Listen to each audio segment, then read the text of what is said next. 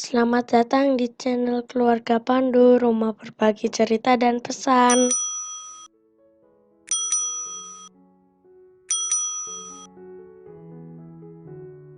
Keberadaan gereja berawal dari pelayanan Yesus Kristus. Yesus memilih para murid untuk memberitakan Injil bersamanya dan merangkul manusia yang lain, atau dalam Injil dikisahkan untuk menjala manusia.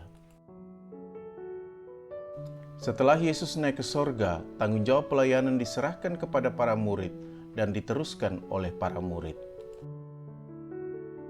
Pekabaran Injil dimulai dari peristiwa Pentakosta. Para murid kemudian menyebarkan ajaran Kristus kepada orang-orang dari berbagai bangsa di segala penjuru dunia, baik orang Yahudi maupun orang bukan Yahudi.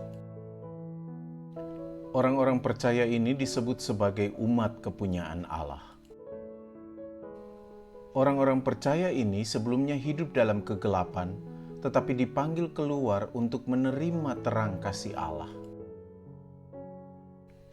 Di Antiokhia, orang-orang yang percaya dan menjadi pengikut Kristus ini untuk pertama kali disebut Kristen. Persekutuan para pengikut Kristus inilah yang kemudian disebut juga sebagai gereja.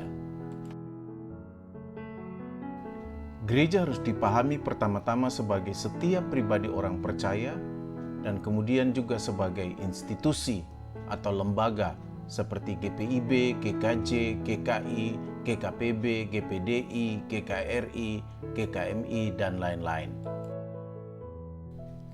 Gereja memiliki tujuan, yaitu memberitakan perbuatan-perbuatan yang besar dari Allah.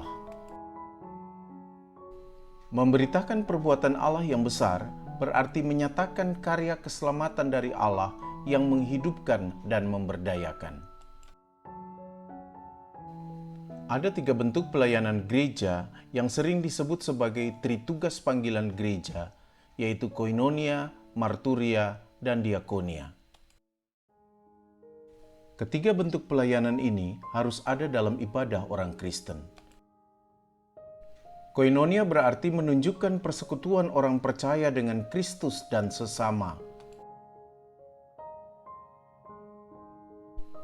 Marturia berarti memberitakan kasih Kristus kepada orang lain.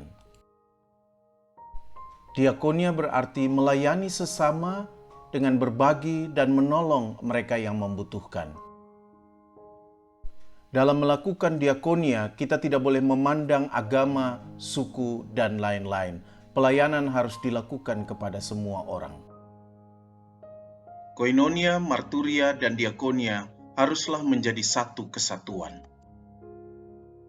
Setiap pelayanan yang dilakukan gereja haruslah mengandung ketiga unsur ini. Tujuannya adalah untuk melayani seluruh ciptaan dan memuliakan Tuhan. Dengan demikian, gereja menjadi gereja yang benar ketika semua warga gereja ikut ambil bagian dalam persekutuan, kesaksian, dan pelayanan untuk seluruh ciptaan demi kemuliaan nama Tuhan.